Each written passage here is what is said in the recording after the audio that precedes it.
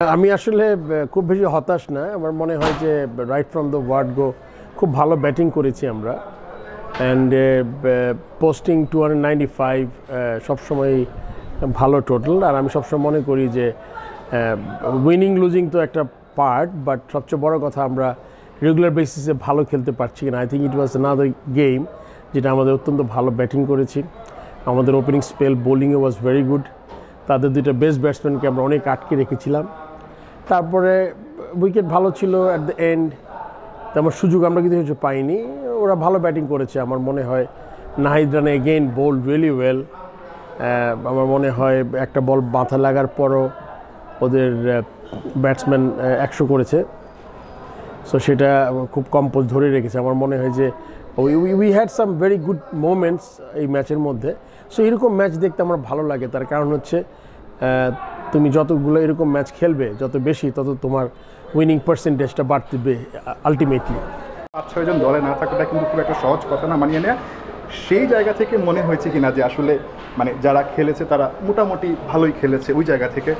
সেটাই আমি বলছিলাম। আমরা আমাদের মানে একটা ওয়ানডেতে 295 পোস্ট করা ওভারসিজ এসে এটা কিন্তু সহজ না। বাট এই সেন্ট কিটসের উইকেট আমরা সবাই জানি খুব ভালো ব্যাটিং ফ্রেন্ডলি।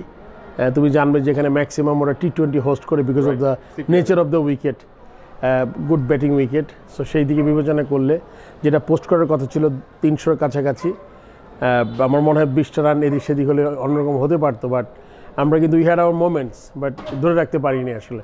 ওরা কিছু খুব ভালো ব্যাটিং করেছে মিডল অর্ডারে, সেটা একটা কারণ। তবে এই ধরনের ম্যাচে আমি কখনোই হতাশ হই না আসলে। আমার মনে হয় যে this is something will give you inspiration for the next game or future games. খেলছিল এশিয়া কাপ, তারা ফাইনালে শিরোপাটা জিতেছে। এখানেও আমরা ভাবছিলাম যে আমাদের ডাবল খুশি হবে। আপনার এই হাসিটা হয়তো আরেকটু উজ্জ্বল হতে পারত। আন্ডার-19 ক্রিকেটারদের নিয়ে কি বলবেন আসলে, যেভাবে তারা পারফর্ম করেছে, খেলাটা কি দেখার সুযোগ হয়েছে কিনা আপনার? আই থিঙ্ক ফাইনাল দেখিনি, বাট বিফোর আমি এখানে আসার আগে আমি অত্যন্ত ক্লোজলি দেখেছি তাদের খেলাগুলো। প্রথম ম্যাচ দেখেছি। Azizul Hakim was very good opening batsman, the captain.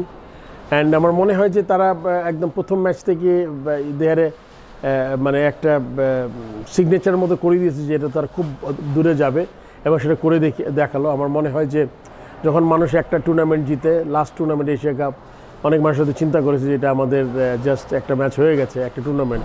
But এটা এবার কিন্তু সিল করলো আর কি সেকেন্ড টুর্নামেন্ট জিতে, যে we are really age level অত্যন্ত স্ট্রং দল আমাদেরটা।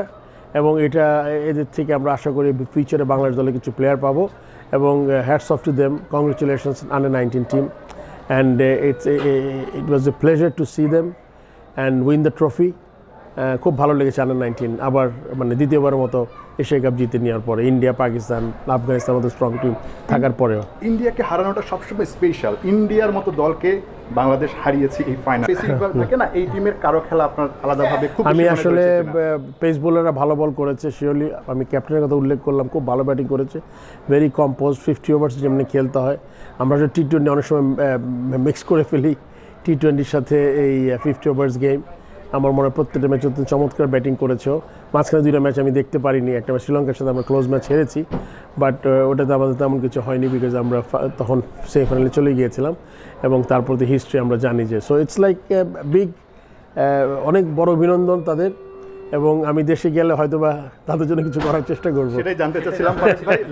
অনেক ধন্যবাদ। সেটা হচ্ছে যে আসলে তাদের জন্য, যেহেতু সামনে একটা বিশ্বকাপ আছে, আরও একবার বিশ্বকাপ জেতার সুযোগ এই দলটার জন্য, তাদের মোটিভেশনের জন্য আসলে বিসিবি কি করতে যাচ্ছে? নিশ্চয়ই সংবর্ধনা তো থাকবে, পাশাপাশি আমার মনে হয় আপনি দিচ্ছেন সবাইকে, আসলে দেখছি। তো ওদের জন্য আসলে কি থাকছে যদি স্পেসিফিক ভাবে একটু?